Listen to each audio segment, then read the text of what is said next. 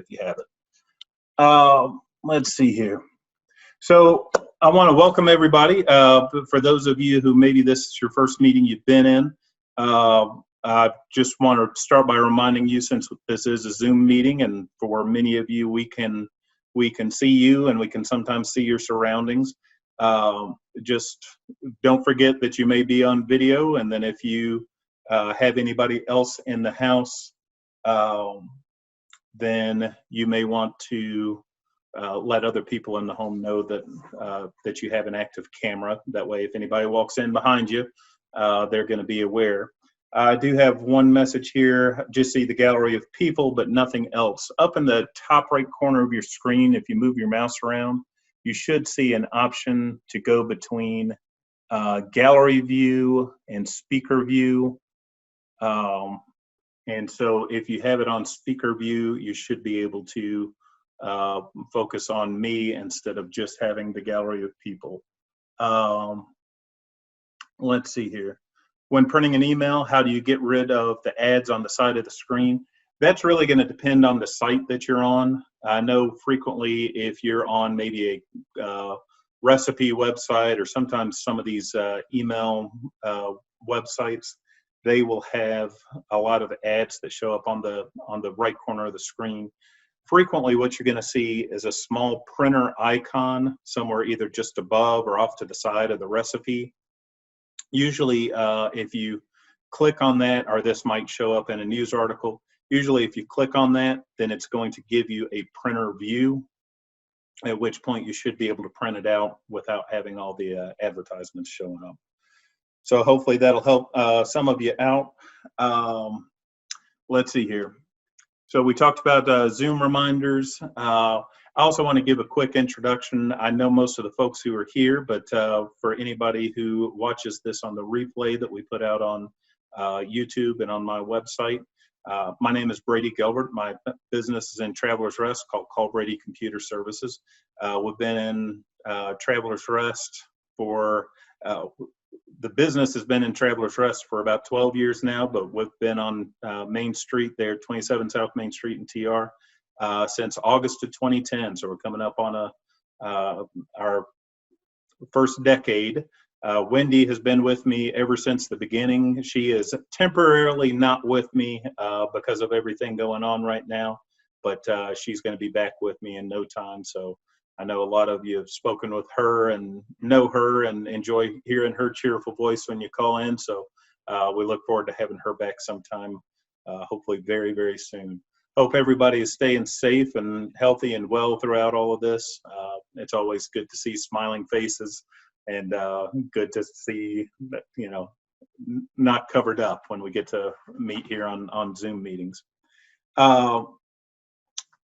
Couple of things I want to cover before we get started. Again, today we're going to be talking a lot about Google.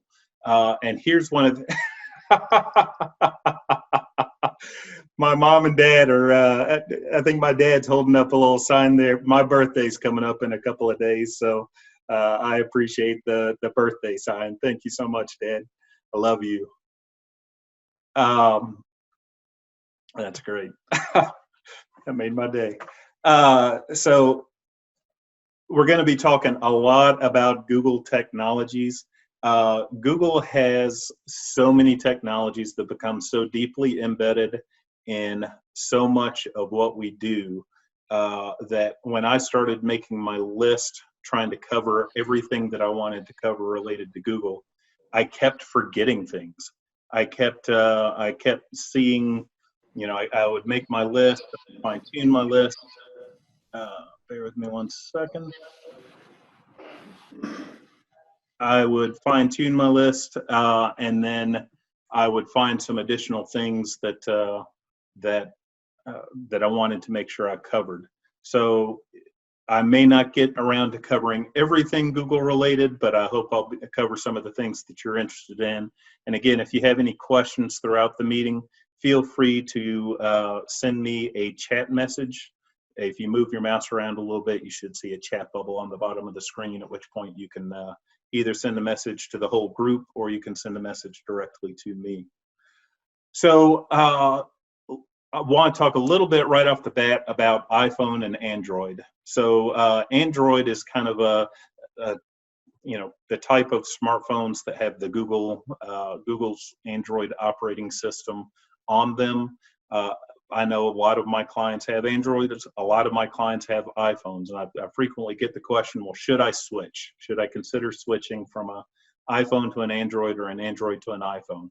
And my answer to that very consistently is if you have one and you like it, do not switch. Because if you switch, you're going to be learning a brand new device. Now, there are a lot of similarities between the two, but there are certain things that are certainly different between the two as well. So the examples I'm going to give today, anytime I'm discussing the smartphone, I'm going to be showing a few examples from an Android telephone, but again, many of these things you can do with an iPhone. Some of the things are going to be done through the browser itself. So we're going to be doing some on-screen computer examples, and some of them are going to be using a small Google Home device that's sitting next to me. And we'll talk a little bit about that. The Google Home device is very similar to an Alexa. Some of you may have an Alexa at home.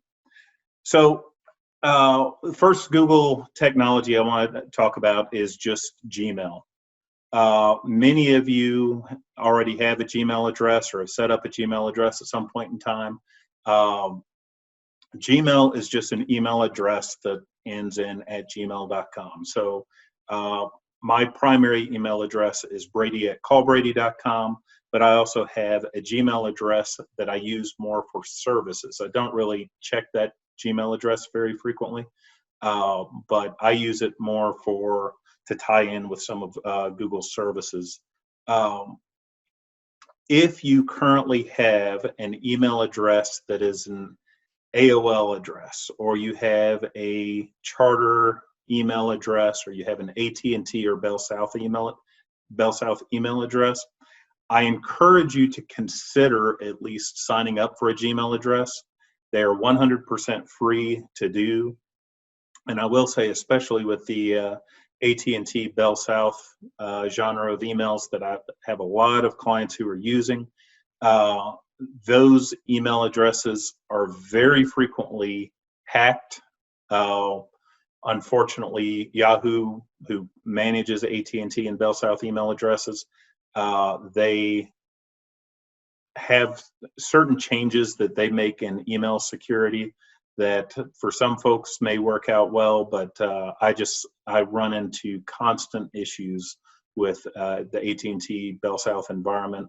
I've had a number of clients who have been hacked, and it's not always easy to change. So the thing I like about Gmail is, let's say currently you're living somewhere where you're using AT&T or Bell South services.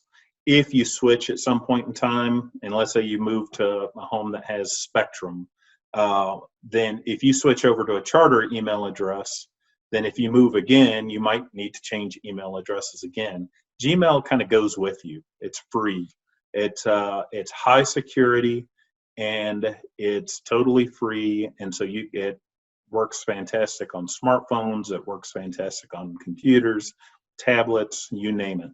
The other thing that you may want to consider if you have a smartphone, whether it's an Android or an iPhone, is if you're using a Gmail email address, also consider getting the Gmail app. And you can find that either in your App Store or the Play Store through Google. And it will work very well with your smartphone. It makes setup a breeze, and just tends to be a much easier process. Now, one other thing I want to show you is I'm going to share my screen for a moment. And let's see here. Let's share the screen. So I'm going to launch my Google Chrome. And if you don't know the reasons that I recommend Google Chrome, you may want to go back and take a look at some of the previous videos. We've talked a little bit about why Google Chrome is very much my favorite.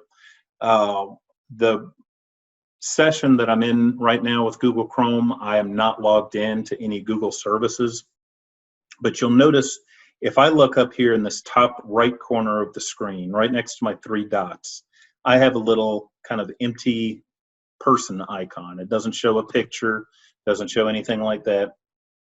But when I click on that, I have the option to turn on synchronization. If I turn on synchronization, it's going to prompt me to sign in with a Google account. Now, in this case, a Gmail account can be it can be an actual Gmail address, or it can be your regular email address that you've associated with Google. But one thing you're going to notice frequently, if I say the word Google, either my smartphone or my Google Home device is going to start talking to me at some point in time. So, so I may be looking away from time to time. But let me move something out of the way on my screen. So if I click up here and click Turn on Sync, then it gives me the option to sign in to my Gmail address. Now, the advantage of signing into your Gmail address, into your Google Chrome on your computer, one, it's going to activate this little shortcut for Gmail that's going to make it very easy for you to get into your Gmail account. But the other thing that it's going to do is some of these settings that we've talked about up at the top of the screen, some of my favorites, my bookmarks. If I sign in with the same account on a different computer, all of those bookmarks are going to come across right away. I'm not going to have to recreate all these bookmarks. If I have any of my passwords saved,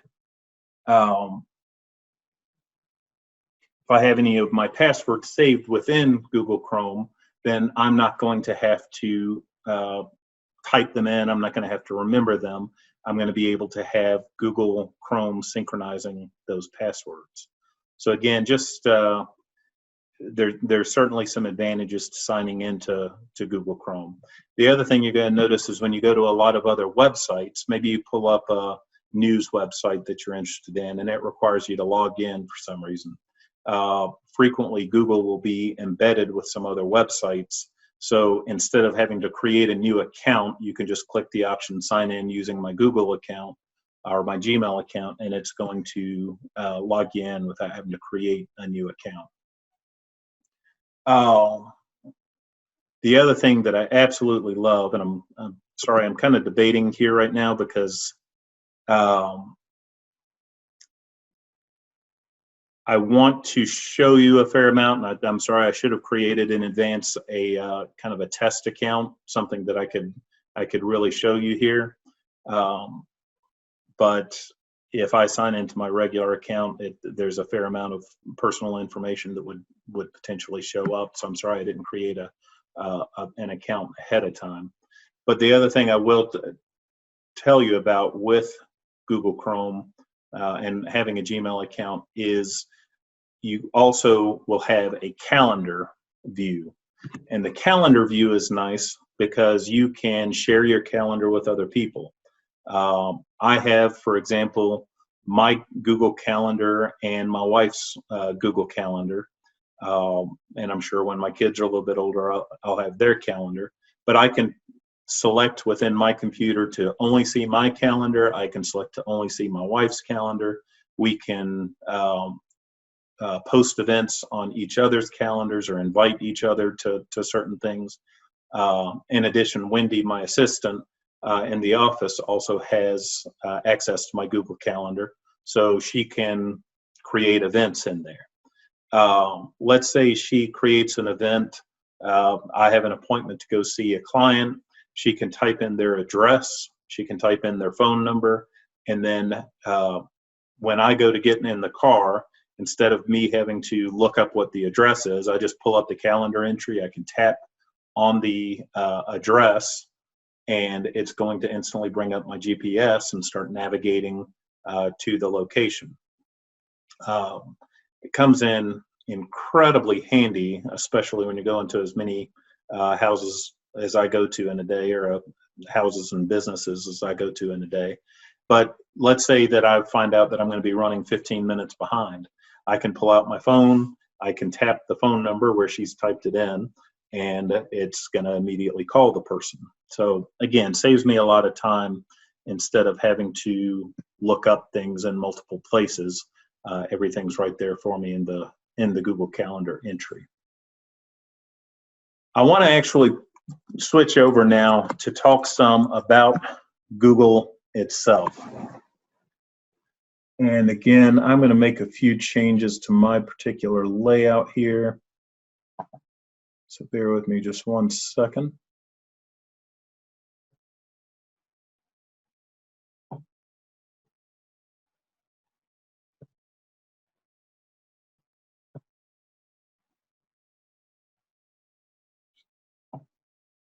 There we go. Okay, now I can see things better on my side screen. So whenever you pull up google.com, you're going to typically see either just the word Google across the top, or you're going to see one of their Google Doodles. If you're ever curious about what their doodle of the day might be in reference to, you can just put your mouse over it. For example, today's is Stay Home, Save Lives, Help Stop Coronavirus. Frequently, there will be some tribute to maybe an artist, maybe some author, musician, but the Google Doodles can be very interesting just to take a quick look at each day and put your mouse over and see what it may be about. And then if you ever click on the Google Doodle, it will, say that 5 times fast, Google Doodle, it will tell you a little bit more about that person, or frequently we'll do a search for whatever the doodle is a tribute to. So when you pull up Google, you have, for example, you have this field here in the middle of the screen. We've talked about before, if you're using Google Chrome, you can also search Google from up here in the address bar up at the top of the screen. But if I start typing something in here, such as computer repair Travelers Rest, South Carolina, then at that point, I am able to do a search. I'm able to, find different things that exist in our area, and I can get specific by including this information, Travelers Rest, South Carolina. If I don't include Travelers Rest, then when I just press enter, it's typically going to try to figure out roughly where I'm located and still give me some information based on that. But I will frequently, and I like this option that says allow it to know where I am. But if maybe you're not at your normal home, or maybe Google just isn't recognizing what you're close to at the time, then I like to put in the name of the city in addition in my search if I'm looking for a local service. So that's kind of your basic, incredibly basic search that most folks have used quite a number of times before. But a couple of things that you may not know that Google can do is, let's say that I say $30 USD to Canadian dollars, so to CAD. Then when I type that in, it's going to give me a conversion based on currency conversion value of the dollar today. So if I did $30 USD to euro and press enter, it's going to give me that conversion. So it can be used for that type of conversion. You could use it to say things like how many cups in 3 quarts, and it's going to give you a little conversion calculator that you can use here, and you can play around with your numbers and change things up. And you'll see, even here in the drop down, all the different conversions that it can make. And this is just in volume. So let's say I said how many miles in 2,300 kilometers. You can do that type of search as well. One of the things that can come in very handy when you're trying to find something very specific, let's say that I'm interested in finding out the speed of a Jaguar, but I'm not interested in the car. So I can say minus car, and it's going to give me the information for a Jaguar, although even here, it looks like it's giving me a large amount of information that may include cars, it includes internet. So maybe instead of saying speed Jaguar, I could just include the word animal at the end. And there, that actually is going to give me just a little fact. But if you ever find that you're doing a search and you want to narrow things down a little bit, then you can use the minus to exclude something. So you could, in our example here, minus car. Let's say that I am searching for word tutorials,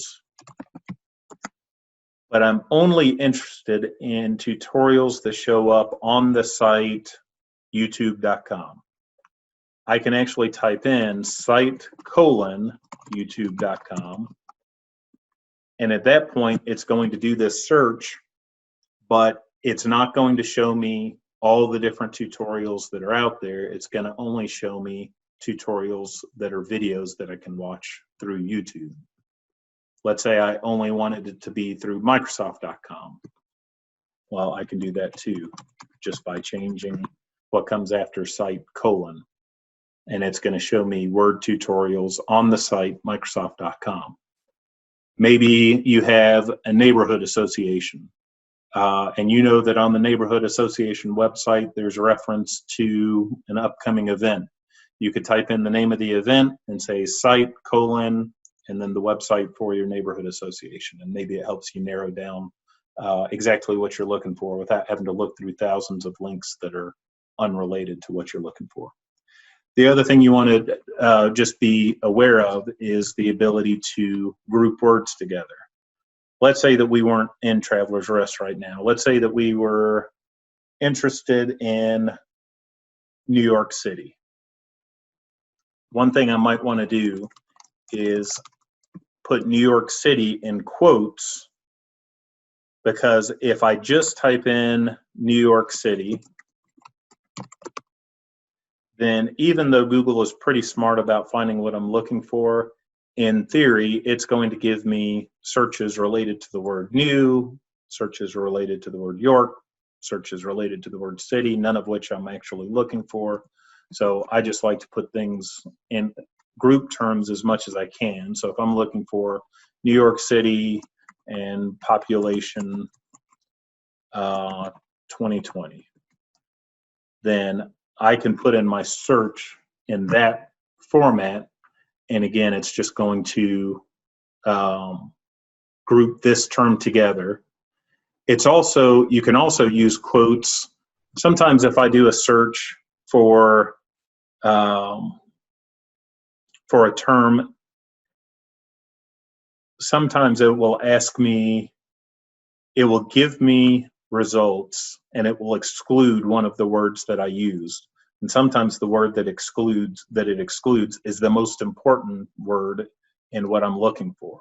So if I'm looking for Call Brady Computer Services, but I want to make absolutely sure it has the word Call Brady in it, then I can just type Call Brady in double quotes, and it's only going to give me search results that include the words Call Brady grouped together just like that. And again, this is something we talked about before.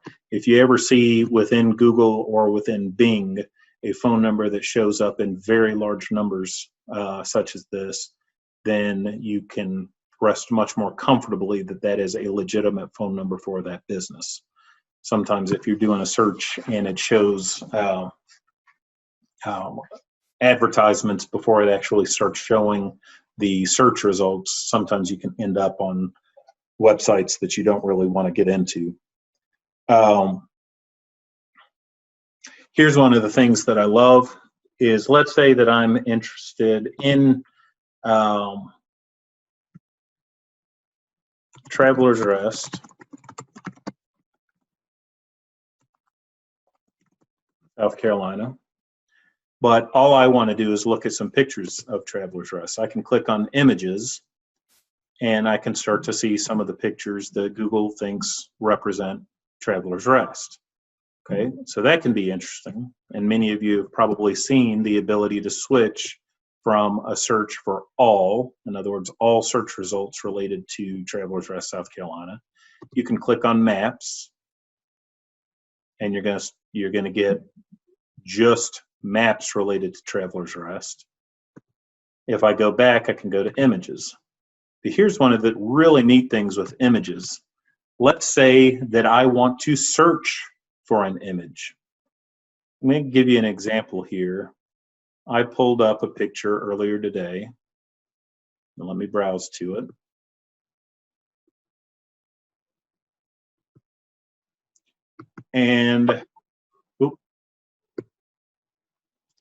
And I have this picture, but I don't know what it's of. I don't know what this picture, what statue this picture may be from. So what I can actually do is pull up Google image search. So in other words, once I get to Google, just click over here on images, and then I can upload an image. Choose file. And again, I'm just going to browse to that same location. I've got this one in a directory called the public directory because I downloaded it while I was in a different account earlier. But when I get to public pictures and I click on that one and click open, then there's no words in this file. There was nothing in the name that's helpful, but just by doing that search, it tells me that this is in St. Peter's Basilica. And at that point, I can see many other pictures related to what was in my picture. So sometimes this can be helpful if you have a picture of a location, if you have a picture of a product even. Let's say you have some product in your house and you don't know what it is. You can actually take a picture of it, upload it to Google Image Search, and Google Image Search will try to match it to something else out there to give you results relating to that. So that can be kind of a neat tool to play around with. I do want to show you one other thing in maps. Let's say that I'm interested in 27 South Main Street, Travelers Rest. Okay.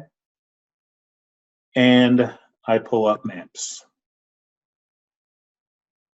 Now, this can be helpful to see the map, but you'll notice also a picture up here, which you may think is just a picture.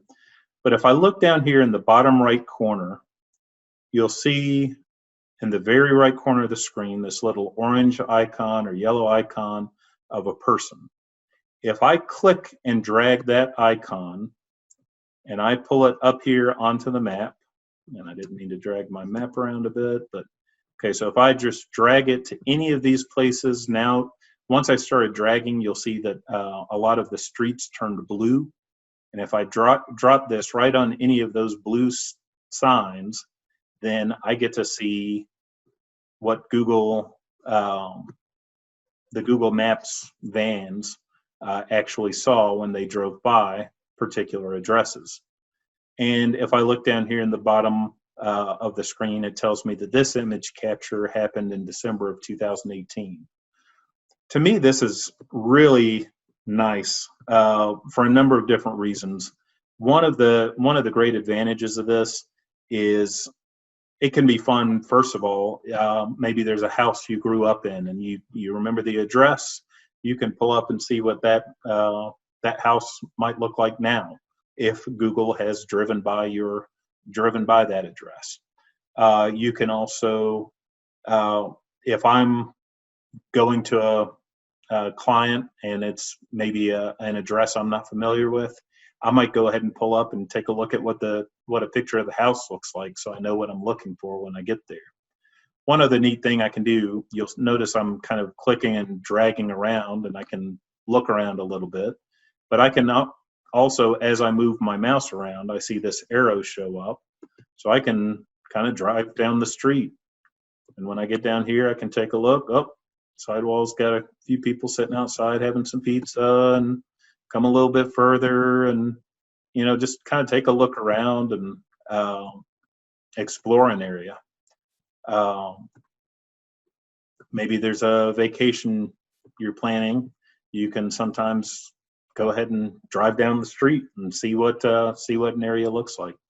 Google Maps also has some of the museums have been set up with the same technology, so that you can actually quote walk through museums and have a look around. You can sometimes zoom in on some of the paintings or some of the sculptures and statues and actually learn more about them just by going in through a very similar technology of what we're seeing here with Google Maps. There's also some trails that have been mapped in a similar fashion. So definitely something worth playing around with. Let's see here.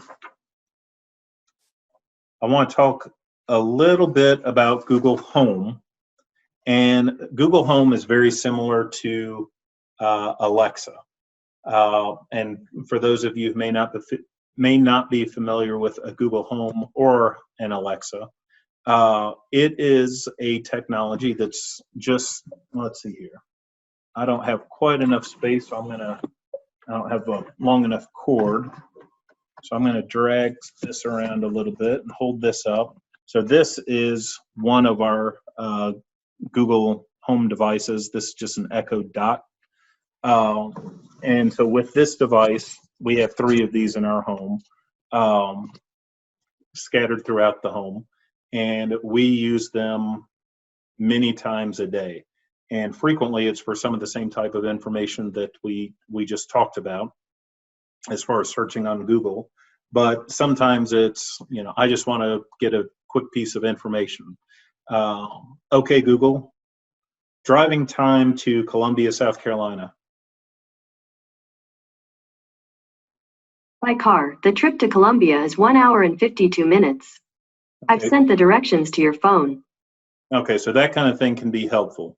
But you can also, maybe you're planning a trip to Columbia, you're going to go to Riverbanks Zoo. So you also want to know, well, we're planning on going next Thursday or this coming Thursday. Wonder what the weather's going to be. Okay, Google, what's the weather going to be in Columbia, South Carolina on Thursday?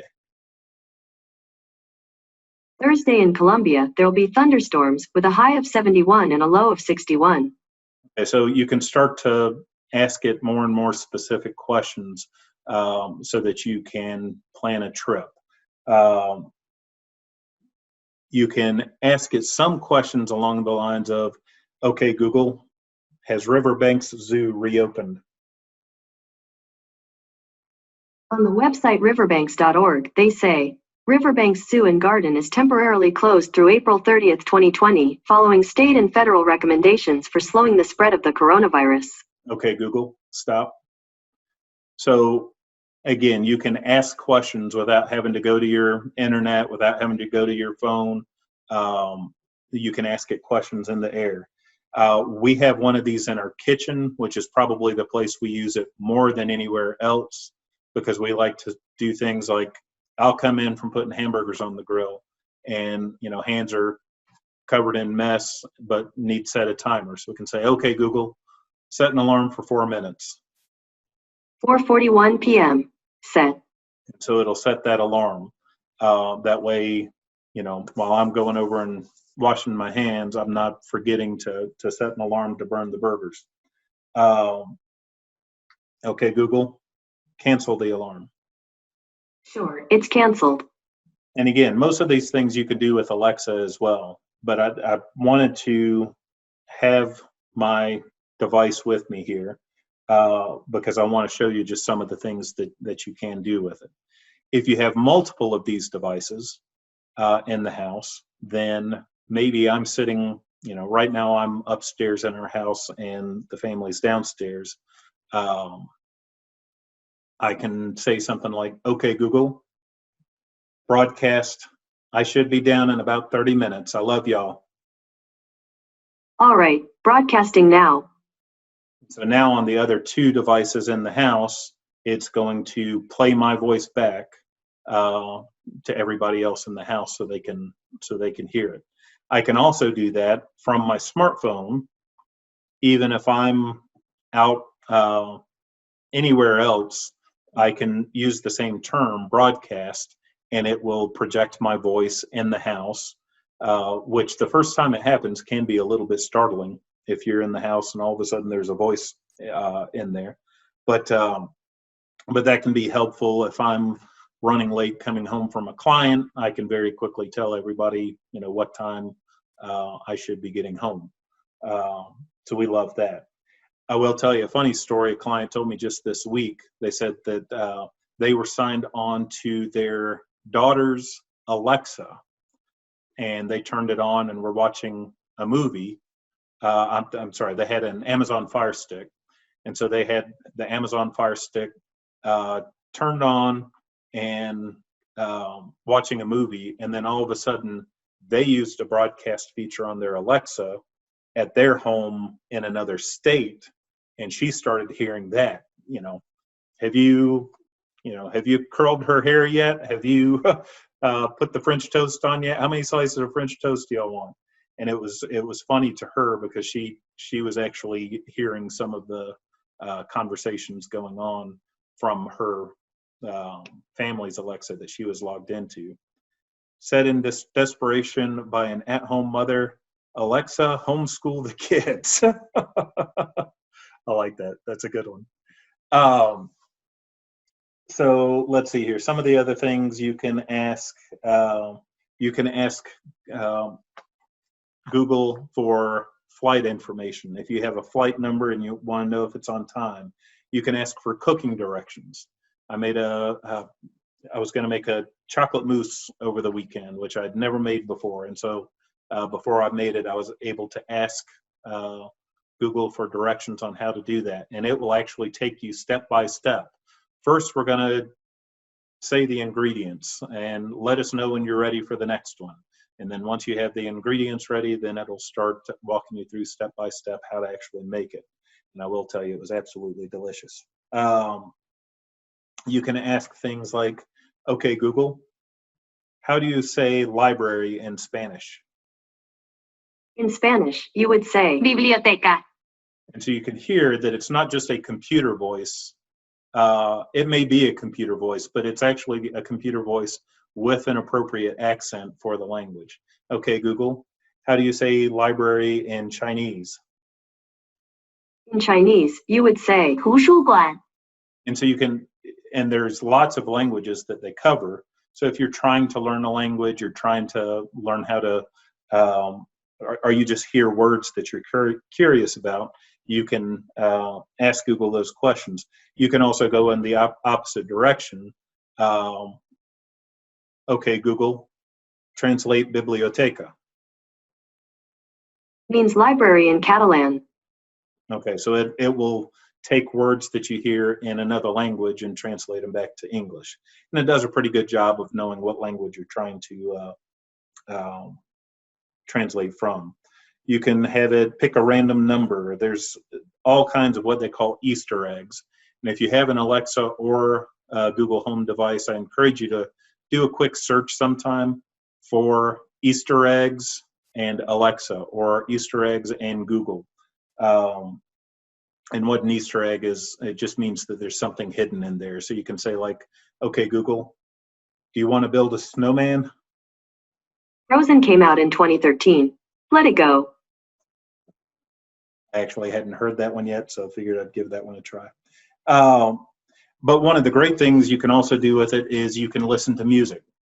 So if I'm in the mood to listen to classical music, I could say play classical music. If I'm in the mood for country music, I could say country music, but I can get very specific. I can say the name of a song that I want to hear. I can ask for music by an artist, by a composer. Okay, Google, play Tchaikovsky.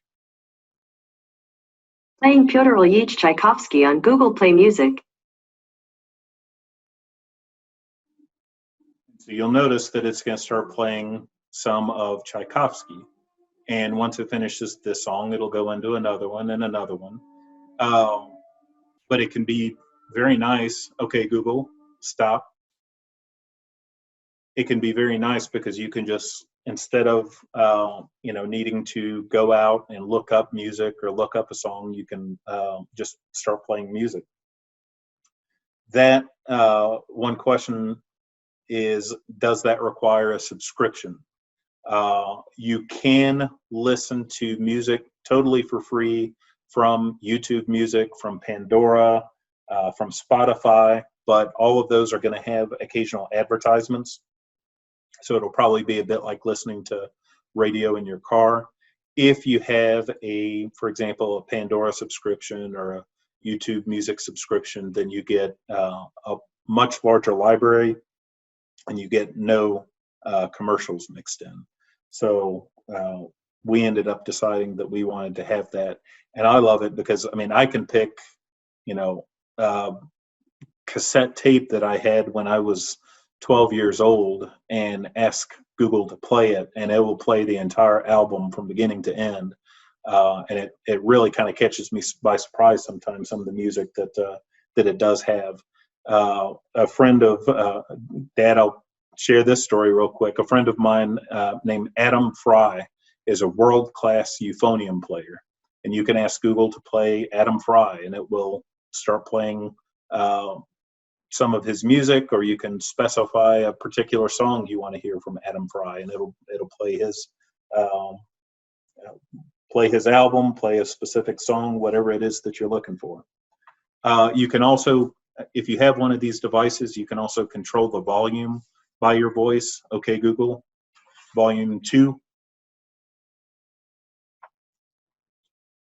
And so if I know that, the kids are still asleep and I want to ask Google a question, I don't necessarily want it blasting, so I can turn the volume way down before I ask the question so that I'm going to hear it. And I can have music turned up to volume 10, but still when I say that keyword, OKG, it's going to hear me and it's going to give me the opportunity to adjust it, skip a song if I want to, turn up the volume, turn down the volume, whatever you want there. One other thing, I'm going to share my screen one more time. We talked a little bit about the ability to translate languages, but there's also something built into Google. If I do a Google search for Google Translate, I can, for example, if I have intertext biblioteca, and it will detect that that's Catalan Spanish, and it's going to translate that to English. Or maybe I don't want it to translate it to English, but I want to translate it to Russian. And so it will translate that information for me. I can use this little symbol over here that's going to copy that to my clipboard so I could paste it in somewhere. If I wanted to send an email to somebody, I could start by saying, let's see here. It's set to detect language, so I'm just going to start typing an email and say, let me clear that out. Hi, I hope you are doing well. Say hi to your family for me.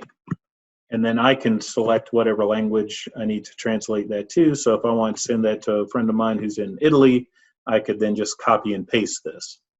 Is it perfect? No, not, not at all. And one of the tests that can be interesting to do is if you take this information, copy it, and then have it translate maybe into Russian, and then have that translate into Finnish, you translate it a few times and then translate it back, you can get some pretty funny things. But usually if you translate it from one language to one language, you can get pretty close, usually to the point where a recipient could understand what you're saying. There's also some really amazing things going on with this technology with the Android operating system. They're getting very close, if not already there, to where if I were in another country, I could just be talking and everything that I'm saying could immediately be translated and printed on my phone. So if I'm wanting to ask somebody in, Italy, where are the bathrooms, then it's going to show up immediately on the screen, instead of me having to look it up and then do a search and then show them. But it's really impressive to me how quickly the technology is changing the travel experience. There are a few other things that I'll kind of cover. I'm going to cover somewhat quickly. If you have specific questions on any of this, feel free to ask, and I'll do my best to answer you. Google Fi, you may see something from time to time, is a phone plan from Google. One of the things they will really try and promote, it competes with the likes of Verizon and AT&T, and they will promote that they have a much lower price than Verizon and AT&T. I will say that the price part is true, but the quality I was very unhappy with. They kind of piggyback on 3 other providers. When I had them, my coverage was absolutely awful. I would drop a call right in front of Furman University, and that's right below Paris Mountain Towers. So while I love a lot of Google technology, if you're considering changing cell phone plans, Google Wi-Fi is not one that I would recommend. I can go into that a little bit more detail at another time, but I will say I just switched over about 3 months ago now to Spectrum Mobile, which actually uses the Verizon network. They're tier 1 provider with Verizon, which means you're not like a second-class customer. You don't get all the bandwidth that's left over after the regular Verizon customers. You are actually getting first-tier support. And my phone bill went from $150 per month for 8 gigabytes for 2 lines to $80 a month. So it was a significant change for me. Now, changing your phone plan is never a fun thing. There's always a bit of a hassle to go through with it. But since Verizon is so good in upstate South Carolina, which is where I am and where most of you are, I figured I'd share that the Spectrum Wi-Fi is really quite good. If you're ever interested in talking to somebody about that, once everything reopens, Spectrum has a store that faces the cinemas at Cherrydale. So good place to stop by and talk to them. There's also a device called Google Wi-Fi I wanted to share with you real quick. Google Wi-Fi looks similar to this Google device that I showed you just a moment ago, but it's a series of devices, a router and an access point, or a router and 2 access points that you can put throughout your home. It replaces the router that you may already have, either from Spectrum or for AT&T, and it creates what's called a mesh network. So with a mesh network, let's say that I have my router is in the upstairs of my house, and I've got great signal upstairs and I've got great signal right below me, but when you get to the other side of the house, the signal gets weak. So I could put the Google router in this same place, but then put an access point downstairs, and it creates a network between those two that's incredibly powerful, much better than some of you may have seen boosters or extenders, things like that. Those typically I'm not a big fan of, but this Google Wi-Fi technology I'm a huge fan of. It's not inexpensive. If you just wanted a Google router, they say it's good for up to 2,200 square foot home. It's $149. That's just for the 1 unit. If you have a home up to 3,800 square feet, you can get the router with 1 access point, that's $199. And for up to 5,400 square feet, you get a router and 2 access points, and that's $299. These are relatively easy devices to set up. They basically have you download an app to your smartphone. Again, you do have to have an account registered with Google, either a Google Gmail account or just an account registered with Google, at which point you can go through the installation setup through your phone, and it will tell you step by step, now plug this device in, now choose what you want the name of your wireless network to be, now choose your password. It takes you step by step through it. And I have put the biggest home I put one of these in was slightly over 10,000 square feet. And with that particular home, we ended up putting in a second set of Google Wi-Fi devices. So they ended up with 6 devices throughout their home, but they have incredible coverage throughout the house. It might be a little bit slower. Let's say you get 200 megabits at your source. You might only get 70 megabits at the extreme ends of your network, but that's still very fast speed for most things. One other thing, if you have an Android phone, if you're using Google Photos, I think Apple may be doing this more and more now as well. But one of the things that they do with the facial recognition, some people don't like this, some people love it. I love it. I think it's fantastic. If I click on a picture of my son, Noah, and the very first time I ever click on a picture of him, it might say, what's this person's name? And I type in Noah. At that point, I can do a search for Noah, and it will show me every picture that's on my phone that he is in. Now, he can be one person in a group of 50, and it will detect that he is in that picture. And then occasionally, Google will actually send you little videos that they've put together of that person.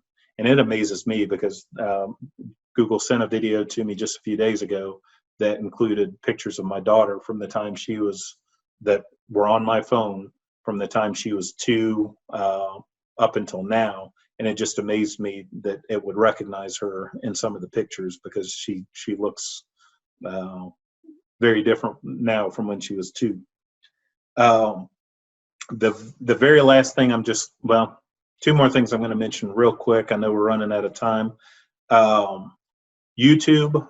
I consider YouTube to be one of the greatest and one of the worst websites on the internet.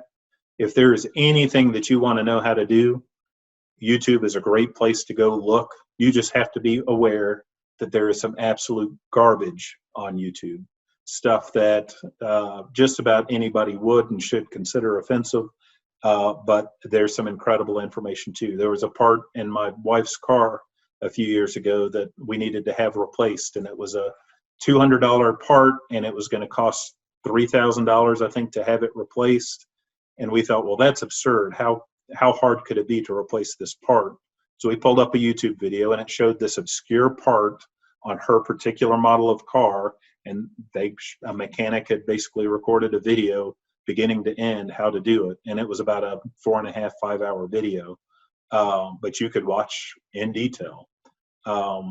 So if there's a hobby that you're interested in, if there's a skill that you'd like to learn, YouTube can be a great place to search. And again, that's where we put out all these videos after we're done with them.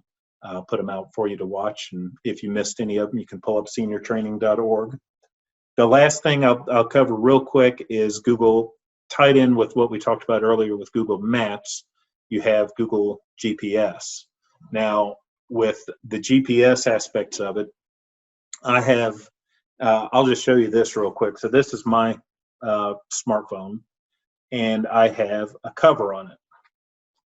And on the cover, this little silver thing you see in there is a magnet. Now that magnet then allows me, when I go to get in my car, there's a little stand that I have, and I basically just set it up there, and I can let it go, and it will adhere up there. And then when I want to take it down, I just pull it and it pops right off. I'm not having to deal with clips and everything. And I can also turn it sideways. And so then I get in my car and say, OKG, and I'm not going to actually say the word because it'll trigger my devices, but I say OKG, navigate to 1510 South Batesville Road in Greer, and it will open up and it will give me turn-by-turn navigation to there. The other things that I love about it, though, I give an example. My wife and I were coming home from the Charlotte airport a few years ago. I immediately got in the car. I turned on my GPS. She said, well, you know where you're going. You know where we live. And I said, well, I'll just like it for traffic. So we get on the highway, and sure enough, before we even left North Carolina, it said, take the next exit. Okay, so we took the next exit. And it immediately put us on an access road. And after about a mile on the access road, we see the back of the line of traffic. And we must have driven by 5 to 6 miles of just standstill traffic. And we just drove by going, 50, 55 miles an hour on an access road. And then it put us, right back on the interstate, right in front of the traffic jam. So that type of thing, I absolutely love, to be able to know where traffic incidents are going to be. Google also, they work with a couple of other products. They now, they will do things. Some people like this, some people don't. They will mark sometimes where there might be a speed trap on the highway. So you might be driving down the road and it'll say, speed trap marked ahead. It gives you a timeline. It gives you location sharing. I love this because, again, my wife can pull up and see, oh, he's on his way home. I think he's about to drive by Publix, because she can see, because I have her shared, she has me shared. She can see that I'm about to drive by Publix. Oh, can you swing by and pick this up? She can get a sense of what time I'm going to be coming home based on what part of town I'm in. So those are things that you can do if there's somebody you'd like to share your location with. Maybe you have a family member that you want to share that information with. Or, for example, sometimes when we go on a beach trip as a family, sometimes we might share our location so we have a sense of when everybody's going to get there, where people are. Just gives you a little bit of peace of mind for that kind of thing. So again, this is kind of a 30,000-foot overview of some of the many things that you can do with Google. I'm going to open it up now. If anybody has any questions, feel free to send a chat message here. While I'm waiting for just a second for that, I would really appreciate it if any of you have enjoyed these videos, or if any of you have used my services otherwise, if you would ever consider posting a review out on either Google or Facebook. I'm going to post a couple of shortcuts there, one for Google, one for Facebook, that'll take you right to my pages. That helps me more than you can possibly realize. Also, if you happen to use ever post reviews on Yelp, that's very incredibly helpful. So any of those sites are fantastic, but so many people use Google and Facebook that those are the ones that could be most helpful. Just a reminder, I am available for consult if you're looking to try and speed up your computer, if you're just looking to improve certain skills on your computer. I'd be glad to help you out with that. We can certainly do remote sessions. It doesn't have to be face-to-face. I do have a message. Is it safe to save your password on sites? So we talked about that a little bit briefly with Google Chrome. You have the ability to have it save your password. So if I pull up my bank website even, I could tell it, yes, remember my password when I log into that. If you are going to use that type of technology, I recommend having a secure password set for your computer. In other words, you don't want somebody to be able to steal your laptop, open up your Google Chrome, and then just start pulling up your websites. You want it to be a little bit more complicated than that. You also want, once you sign into Google, Google does have another option that's called two-factor authentication. You can set up Google so that if anybody tries to, hold on one second, if somebody tries to